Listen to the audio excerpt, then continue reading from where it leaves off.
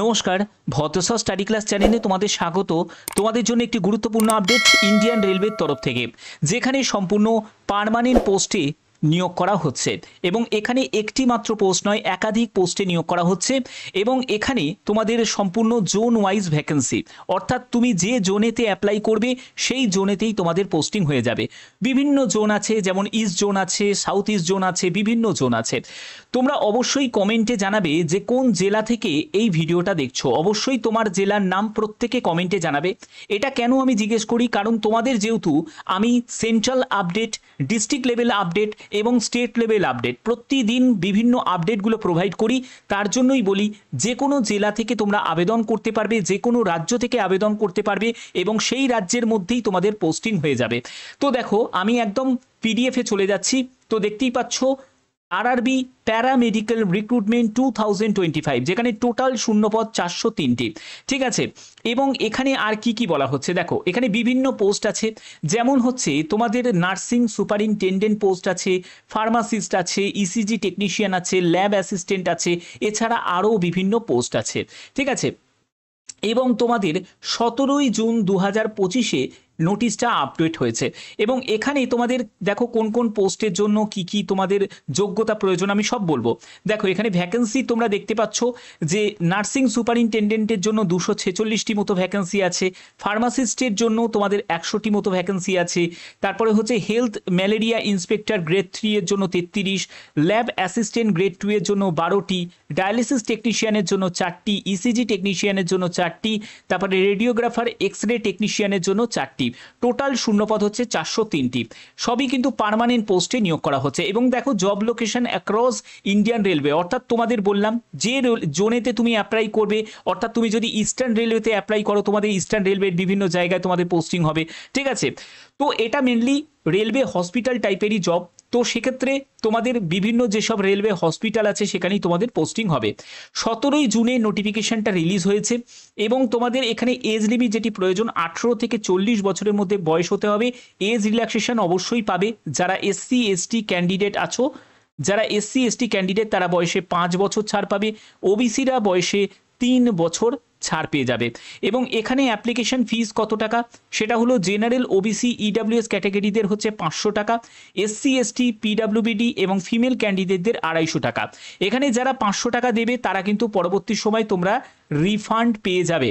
ঠিক আছে, এখানে রিফান্ড পেয়ে যাবে এবং এসসি এসটি যারা ফিমেল ক্যান্ডিডেট তারাও কিন্তু পুরো 250 টাকাটাই রিফান্ড পেয়ে যাবে। ঠিক আছে, এবং আর কি কি বলা হচ্ছে দেখো, এখানে তোমাদের পে স্কেল সেটা বিভিন্ন পোস্ট অনুযায়ী তোমাদের বিভিন্ন রকম তোমাদের এখানে বেতন থাকবে এবং এখানে আবেদন করার জন্য এই যে অ্যাপ্লাই লিঙ্ক দেখতে পাচ্ছ, এর যে শর্ট নোটিফিকেশন পিডিএফ সেটাও তোমরা ডাউনলোড করতে পারবে। আমি শর্ট নোটিফিকেশনটা তোমাদের দেখাচ্ছি।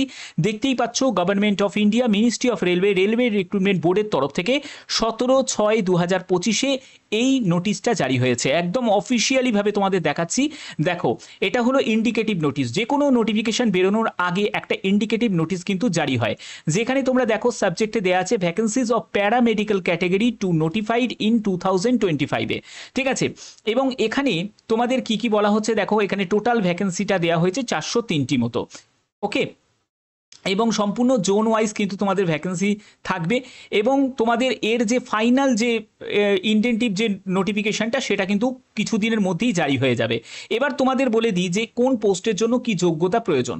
দেখো এখানে তোমাদের একটা কথা তোমাদের বলে রাখি, এখানে যে বিভিন্ন তোমরা পোস্ট দেখছো এখানে তোমাদের মিনিমাম যে কোয়ালিফিকেশন সেটা হলো তোমাদের 10th পাস। ঠিক আছে, কোন পোস্টের জন্য 10th পাস, সেটা হলো তোমাদের এখানে দেখতে পাচ্ছ হেলথ অ্যান্ড ম্যালেরিয়া ইন্সপেক্টর, এই যে গ্রেড 3 এই পোস্টের জন্য তোমাদের 10th পাস যোগ্যতা প্রয়োজন। সঙ্গে তোমাদের হেলথ অ্যান্ড ম্যালেরিয়া এইসব ব্যাপারে তোমাদের একটা সার্টিফিকেট কোর্স করা থাকতে হবে। ঠিক আছে, তো বিভিন্ন পোস্টের জন্য এরকম কিন্তু তোমাদের যোগ্যতা প্রয়োজন। তারপরে দেখো যেগুলো উচ্চ মাধ্যমিক যোগ্যতার পোস্ট, যেমন হচ্ছে তোমাদের দেখো এখানে রেডিওগ্রাফার এক্স রে টেকনিশিয়ান, এখানে তোমাদের উচ্চ মাধ্যমিক যোগ্যতা প্রয়োজন এবং সঙ্গে তোমাদের এক্স রে টেকনিশিয়ানের তোমাদের ডিপ্লোমা করা থাকতে হবে। ঠিক আছে। তারপরে দেখো ডায়ালিসিস টেকনিশিয়ান আছে, ইসিজি টেকনিশিয়ান আছে, ল্যাব অ্যাসিস্ট্যান্ট আছে, এইসব বিভিন্ন পোস্ট আছে যেখানে কিন্তু তোমাদের মিনিমাম যোগ্যতা হলো মাধ্যমিক, উচ্চ মাধ্যমিক, সঙ্গে কিন্তু একটাই ব্যাপার, সেটা হলো ডিপ্লোমা বা সার্টিফিকেট করা থাকতে হবে, যে যোগ্যতা তোমরা যে পোস্টের জন্য অ্যাপ্লাই করছো। ঠিক আছে। এবার দেখো ফার্মাসিস্ট, এই ফার্মাসিস্টের জন্য কি যোগ্যতা প্রয়োজন? এটা হলো যারা বি ফার্মা করেছে, যারা বি ফার্মা করেছে তারা আবেদন করতে পারবে এই ফার্মাসিস্টের পোস্টের জন্য। নার্সিং সুপারিনটেন্ডেন্ট, এই পোস্টের জন্য কি যোগ্যতা প্রয়োজন? এই পোস্টের জন্য তোমাদের জিএনএম করা থাকতে হবে, জিএনএম বা এএনএম করা থাকতে হবে, বা এএনএম করা থাকতে হবে। ঠিক আছে। যে নার্সিং কাউন্সিল থেকে তোমাদের এই সার্টিফিকেট থাকতে হবে, এবং যারা বিএসসি করেছো, ঠিক আছে, বা তোমাদের যদি হায়ার কোয়ালিফিকেশন থাকে তারাও আবেদন করতে পারবে, কিন্তু সঙ্গে তোমাদের এক্সট্রা যে কোয়ালিফিকেশন সেগুলো কিন্তু এগুলো থাকতে হবে। বোঝা গেল? তো এখানে তোমাদের মিনিমাম কোয়ালিফিকেশন তোমাদের এটা, কিন্তু তোমাদের সঙ্গে ডিপ্লোমা বা সার্টিফিকেটটাও থাকা প্রয়োজন আছে। তোমাদের এই যে নিয়োগগুলো করা হবে সেগুলো হচ্ছে রেলওয়ের যে বিভিন্ন হসপিটাল আছে না, সেই হসপিটালগুলোতেই তোমাদের পোস্টিং দেওয়া হবে। ঠিক আছে। কারণ এটা সম্পূর্ণ রেলওয়ের যে হসপিটালেই কিন্তু মানে তোমাদের ফাইনালি এই নিয়োগগুলো করা হয়। তো এবার তোমাদের এই হচ্ছে তোমাদের একটি ইন্ডিকেটিভ নোটিশ তোমাদের জারি হয়েছে, এর ফুল নোটিফিকেশনে কিছু দিনের মধ্যেই তোমাদের জারি হয়ে যাবে, তখনও কিন্তু সেই আপডেট তোমাদের পৌঁছে দেবো। আর একটা কথা তোমাদের বলে রাখি, যারা যারা এখনও চ্যানেলটাকে সাবস্ক্রাইব করোনি তারা অবশ্যই সাবস্ক্রাইব করে নাও, কারণ প্রতিদিন আমি বিভিন্ন আপডেটগুলো তোমাদের কাছে প্রতিনিয়ত পৌঁছে দিয়ে থাকি। তো এখনের মতো এইটুকুই, ধন্যবাদ।